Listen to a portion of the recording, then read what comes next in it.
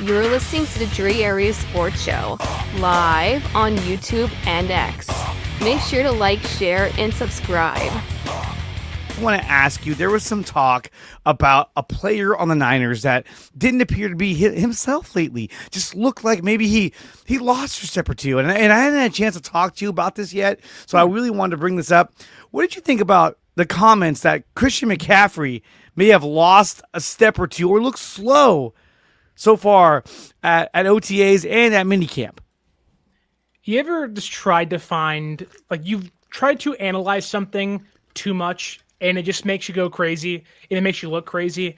Trying to analyze Christian McCaffrey's OTA reps is asinine. Like, yeah, you can say, oh, it's nice to see Christian McCaffrey out there, but they're not wearing pads, they're wearing shorts, there's no defense, he's not cutting in between the tackles and all those things. Trying to analyze really any player, not just Christian McCaffrey, their game speed or whatnot in an OTA session is just why? You're wasting your time. You have no reason to be doing so. And it would be different if McCaffrey was actively rehabbing and trying to work his way back in the middle of the season, and you get into a conversation of, well, he might not be ready, but he's had the entire offseason. He's had the surgeries. He's fully healthy. I don't think he's missed a day of media available OTAs thus far. And going into what will be this big break in between minicamp and training camp, knowing he's healthy, or at least seems to be healthy, that is a really good step for him. And that could be the show right there. He don't look like he's any slower than he was 2 years ago. And if they can refine or regain any of that 2022-23 Christian McCaffrey, even if it is 85% of that, he's going to be a damn football player this year for the San Francisco 49ers. Absolutely. And this is something that I've been talking about for a number of weeks now. Now, excuse me, my voice is a little scratchy. I'm getting over strep throat that I had last week. So there's a little bit of remnants going on there, which is a little annoying, but it is what it is. But the amount of offensive firepower that you're getting back this season when it comes to a guy like Christian McCaffrey, later on you're going to get Brandon Ayuk, but you're also getting a second-year player in Isaac Guerendo, who I still think is going to be able to produce quite a bit in the offense. And we've seen him so far at OTAs, at minicamp, looking explosive out there. And I think they're going to find creative ways to get him involved in the offense. But when it comes back to Christian McCaffrey, I've been pulling up the stat a lot. I'm trying to find it right now, where it shows you how he ranked according to Next Gen Stats in 2023. If you get anything close to what he did in 2023, then you're getting pretty much a MVP candidate back in Christian McCaffrey. He's going to open things up in the passing game. He's going to open things up in the running game. He's going to do a lot of things for your offense that you couldn't do when he wasn't there last season. And granted, look, I thought that J.P. Mason did a great job of running the football and being effective in those running lanes. But again, I don't think that he was able to carry the load. We saw him take on a lot of injuries towards midseason and later in the year. So look, Mason was an undrafted free agent, and we struck gold with that guy in terms of what we're able to get out of him production wise. But getting Christian McCaffrey in place of him is going to be huge.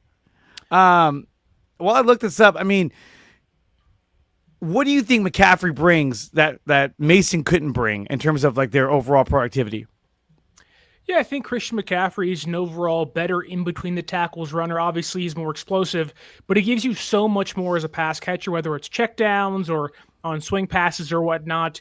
I know late in the year last year, we saw a lot of the Guerendo swing passes, what he can do as a wide receiver. That's what Christian McCaffrey can do, and then 10 times above that stuff. He can make anybody miss out there on defense. He does so many things for you that most running backs in football simply cannot, and obviously to expect Christian McCaffrey to return to an MVP level form, I don't think that's realistic. But if you're getting, again, 85% of that player, that's a top 10 running back in football. It's a guy who you know is going to be out there for at least 14 to 15 games for you. And I do think San Francisco needs to do whatever it takes to keep him healthy. But this idea that he looks slow in his case, a meaningless essential ramp-up practice period from OTAs to now leading into training camp, I'm sure Christian McCaffrey is working his tail off behind the scenes in the weight room when nobody's there. And knowing how he operates and never wanting to take days off, he's probably not going 100% in a random OTA practice in front of other people that, in his case, don't really matter. Like, who cares what any reporter thinks of him? All he cares about is Kyle, Bobby Turner, and what his health looks like. And he knows once game time comes around, I'll turn things up then. And just the fact that he's out there matters much more than does he look 100% or look slow or not.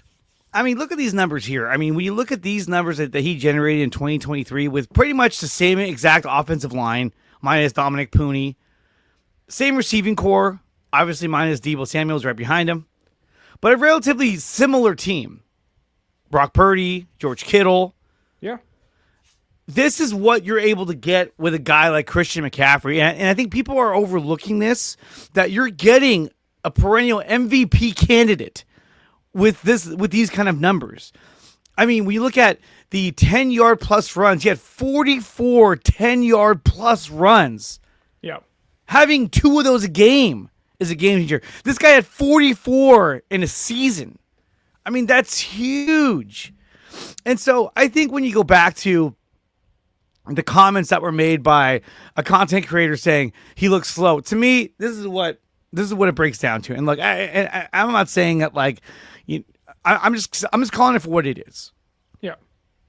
The individual was there, watched OTAs just like everybody else, and then said, oh, you know what? I'm going to say this because it's going to fire everybody up. He looks slow. Looks like he lost a step or two. And then another content creator who actually I'm friends with said, all the videos I've seen so far, he looks like he's lost a step or two. Well, those videos came from the same guy who posted the original post because that guy was there. And so when someone's sending you videos saying, dude, guy looks slow, check this out, it's all the same type of narrative. And so what happened? Everyone got fired up. Everyone's talking about it. I'm talking about it right now. So what he wanted, the original content creator, what he wanted, he got, because it was just to drum up conversation, to drum up interaction. And that's all it was. It doesn't mean anything. He's running in sweatpants around cones, around ghost offenders. I'm sorry. If you think he looks slow and that he's lost a step or two, then you know what? Like, you're just trying to drum up drama and interaction and clicks, and that's all that was. That's all that was. Yeah, my perspective on it, having been there at training camp and OTAs and minicamp, is that it's really hard to get every rep of every player. Like, you can't see them all. It's literally impossible.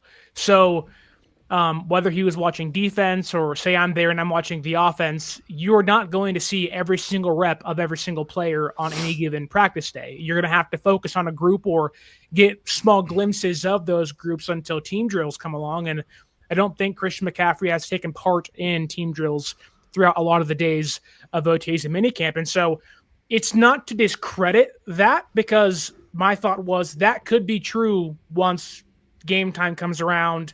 Maybe there is this kind of reacclimation process for him back on the football field. But to have that takeaway this early into the offseason, while I wouldn't say there is ulterior motives behind it, it certainly raises the red flag. No, there is. There absolutely is, in my opinion.